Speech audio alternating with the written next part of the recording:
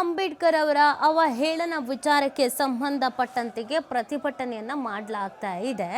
ಇದು ಸದನದಲ್ಲಿನ ದೃಶ್ಯಗಳು. ಅಂಬೇಡ್ಕರ್ ಬಗ್ಗೆ ಅವಹೇಳನ ಹೇಳಿಕೆಯ ವಿಚಾರ ಏನಿತ್ತು, ಇದಕ್ಕೆ ಸಹಜವಾಗಿ ಆಕ್ರೋಶವನ್ನ ಅಸಮಾಧಾನವನ್ನ ವ್ಯಕ್ತಪಡಿಸಲಾಗ್ತಾ ಇದೆ. ಸೊ ನಮಗೆ ಅವಕಾಶ ಮಾಡಿಕೊಡ್ಬೇಕು ಅಂತ ಪ್ರಸ್ತಾಪಿಸಲು ಆಗ್ತಾ ಇತ್ತು. ಇದೇ ಸಂದರ್ಭದಲ್ಲಿ ಇದೀಗ ಪ್ರತಿಭಟನೆಯನ್ನ ಮಾಡಲಾಗ್ತಾ ಇದೆ. ಸದನದ ಒಳಗಡೆನೆ ನಾಯಕರುಗಳು ಪ್ರತಿಭಟನೆಯನ್ನ ಮಾಡೋದನ್ನ ನೋಡ್ತಾ ಇದ್ದೀರಾ. ಸೊ ಇತ್ತೀಚೆಗೆ ಅಂದ್ರೆ ಈಗ ಸುದೀರ್ಘವಾದಂಥ ಒಂದು ಬಹಿರಂಗ ಪತ್ರವನ್ನು ಕೂಡ ಸಿಎಂ ಬರೆದಿದ್ರು. ಅಮಿತ್ ಶಾ ಅವರ ಈ ಸ್ಟೇಟ್ಮೆಂಟ್ ನಿಜವಾಗ್ಲೂ ಕೂಡ ತಪ್ಪು ಅನ್ನುವಂಥ ವಿಚಾರ ಮತ್ತು ಅಂಬೇಡ್ಕರ್ ಅವರ ವಿಚಾರದಲ್ಲಿ ನಮ್ಮ ನಿಲುವು ಏನಿದೆ ಅನ್ನೋದ್ರ ಬಗ್ಗೆ ಅವರು ಸುದೀರ್ಘವಾದ ಬಹಿರಂಗ ಪತ್ರವನ್ನು ಬರೆದಿದ್ರು. ಇನ್ನೊಂದು ಕಡೆಯಲ್ಲಿ ಕೇಂದ್ರದಲ್ಲೂ ಕೂಡ ಪ್ರತಿಭಟನೆಯನ್ನ ಮಾಡಲಾಗ್ತಾ ಇದೆ. ಅದೇ ರೀತಿಯಾಗಿ ವಿಧಾನಸಭಾ ಕಲಾಪದಲ್ಲಿ ಯಾವ ರೀತಿಯಾದಂಥ ಪ್ರತಿಭಟನೆ ನಡೀತಾ ಇದೆ ಅನ್ನೋದನ್ನ ನೀವು ನೋಡ್ತಾ ಇದ್ದೀರಾ. ಅಮಿತ್ ಶಾ ಮತ್ತು ಬಿಜೆಪಿಯ ನಾಯಕರ ವಿರುದ್ಧವಾಗಿ ಈ ಒಂದು ಧರಣಿ, ಈ ಒಂದು ಪ್ರತಿಭಟನೆ, ಅಮಿತ್ ಶಾ ಇದಕ್ಕೆ ಸಂಬಂಧಪಟ್ಟಂತೆಗೆ ಕ್ಷಮೆಯನ್ನ ಕೇಳಲೇಬೇಕು ಅನ್ನುವಂಥ ಆಗ್ರಹವನ್ನ ಮಾಡಲಾಗ್ತಾ ಇದೆ. ಅಂಬೇಡ್ಕರ್ ಅವರ ಬಗ್ಗೆ ಯಾಕೆ ಆ ರೀತಿಯಾಗಿ ಮಾತನಾಡಬೇಕಾಗಿತ್ತು, ಮಾತನಾಡಿದ್ದು ತಪ್ಪು ಅನ್ನುವಂಥ ವಿಚಾರದಲ್ಲಿ ಪ್ರತಿಭಟನೆಯನ್ನ ಮಾಡಲಾಗ್ತಾ ಇದೆ. ಇವತ್ತಿನ ವಿಧಾನಸಭೆ ಕಲಾಪ ಕೊನೆಯ ದಿನ ಆಗಿದ್ರಿಂದ ಮಹತ್ವದ ವಿಚಾರಗಳ ಚರ್ಚೆ ಆಗುವಂಥ ಸಾಧ್ಯತೆ ಇದೆ ಅನ್ನುವಂಥ ನಿರೀಕ್ಷೆನ ಇಟ್ಕೊಳ್ಳಲಾಗಿತ್ತು. ಆದರೆ ಅಮಿತ್ ಶಾ ಅವರು ಕೊಟ್ಟಂತ ಒಂದು ಸ್ಟೇಟ್ಮೆಂಟ್ ಇದೆಯಲ್ಲ, ಈ ಸ್ಟೇಟ್ಮೆಂಟ್ಗೆ ವ್ಯಾಪಕ ಟೀಕೆ ವ್ಯಕ್ತವಾಗ್ತಾ ಇದೆ.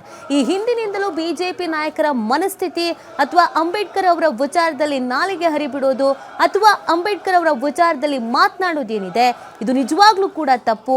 ಇದನ್ನ ಇಲ್ಲಿಗೆ ಬಿಟ್ಟರೆ ಆಗೋದಿಲ್ಲ ಅನ್ನುವಂಥ ಹಿನ್ನೆಲೆಯಲ್ಲಿ ಅಮಿತ್ ಶಾ ಅವರು ಕ್ಷಮೆಯನ್ನ ಕೇಳಲೇಬೇಕು. ಈ ಪ್ರತಿಭಟನೆ, ಈ ಹೋರಾಟ ಕೇವಲ ಸದನದ ಒಳಗೆ, ಸದನದ ಹೊರಗೆ, ಸಂಸತ್ನಲ್ಲಿ ಮಾತ್ರ ಸೀಮಿತವಾಗಿರೋದಿಲ್ಲ. ದೇಶವ್ಯಾಪಿ ಪ್ರತಿಭಟನೆಯನ್ನ ಮಾಡಬೇಕಾಗತ್ತೆ ಅನ್ನುವಂಥ ಎಚ್ಚರಿಕೆಯನ್ನು ಕೂಡ ನೀಡಲಾಗಿದೆ.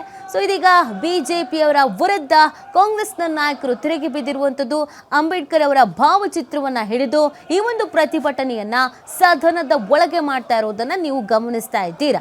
ಅಮಿತ್ ಶಾ ಕ್ಷಮೆ ಕೇಳಬೇಕು, ಬಿಜೆಪಿ ನಾಯಕರುಗಳು ಕ್ಷಮೆ ಕೇಳಬೇಕು. ಈ ರೀತಿಯಾಗಿ ಅಂಬೇಡ್ಕರ್ ಅವರ ವಿಚಾರದಲ್ಲಿ ಅವಹೇಳನ ಮಾಡುವಂಥದ್ದು, ತುಚ್ಛವಾಗಿ ಮಾತನಾಡುವಂಥದ್ದು ಎಷ್ಟರ ಮಟ್ಟಿಗೆ ಸರಿ? ಯಾಕೆ ಪದೇ ಪದೇ ಇದು ರಿಪೀಟ್ ಆಗ್ತಾ ಇರತ್ತೆ?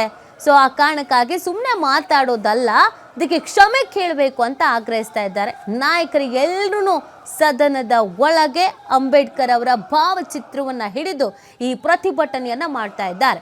ವಿಧಾನಸಭೆಯಲ್ಲಿ ಅಮಿತ್ ಶಾ ವಿರುದ್ಧ ಆಕ್ರೋಶ ಹೆಚ್ಚಾಗ್ತಾ ಇದೆ. ಅಮಿತ್ ಶಾ ಕ್ಷಮೆಯನ್ನ ಕೇಳಲೇಬೇಕು ಅನ್ನುವಂಥ ಆಗ್ರಹ ಕೂಡ ಹೆಚ್ಚಾಗ್ತಾ ಇದೆ. ದೆಹಲಿಯಲ್ಲಿ ರಾಹುಲ್ ಗಾಂಧಿ, ಪ್ರಿಯಾಂಕಾ ಗಾಂಧಿ, ಮಲ್ಲಿಕಾರ್ಜುನ ಖರ್ಗೆ ಅವರ ನೇತೃತ್ವದಲ್ಲಿ ಪ್ರತಿಭಟನೆ ನಡೆಸಲಾಗಿತ್ತು. ದೇಶದಾದ್ಯಂತ ಈ ಪ್ರತಿಭಟನೆಗಳು ವ್ಯಾಪಕ ಆಗುತ್ತೆ ಅನ್ನುವಂಥದ್ದನ್ನು ಕೂಡ ಹೇಳಲಾಗಿತ್ತು. ಇದೀಗ ವಿಧಾನಸಭಾ ಕಲಾಪದ ಒಳಗೆ ಪ್ರತಿಭಟನೆಯನ್ನ ಮಾಡಲಾಗ್ತಾ ಇದೆ. ಅಂಬೇಡ್ಕರ್ ಅವರ ಭಾವಚಿತ್ರವನ್ನು ಹಿಡಿದು ಪ್ರತಿಭಟನೆಯನ್ನ ಮಾಡ್ತಿರುವಂಥ ದೃಶ್ಯವನ್ನ ನೀವು ಗಮನಿಸ್ತಾ ಇದ್ದೀರಾ. ಸಿಎಂ ಕೂಡ ಅಲ್ಲೇ ಕೂತಿದ್ದಾರೆ. ಸಿಎಂ ಒಂದು ಸುದೀರ್ಘವಾದ ಬಹಿರಂಗ ಪತ್ರವನ್ನು ಕೂಡ ಬರೆದಿದ್ರು. ಮುಖಾಂತರವಾಗಿ ಬಿಜೆಪಿ ನಾಯಕರಿಗೆ ಎಚ್ಚರಿಕೆಯ ಸಂದೇಶವನ್ನು ರವಾನಿಸಿ ಅಮಿತ್ ಶಾ ಕ್ಷಮೆ ಕೇಳಲೇಬೇಕು ಅಂತ ಆಗ್ರಹಿಸಿದರು.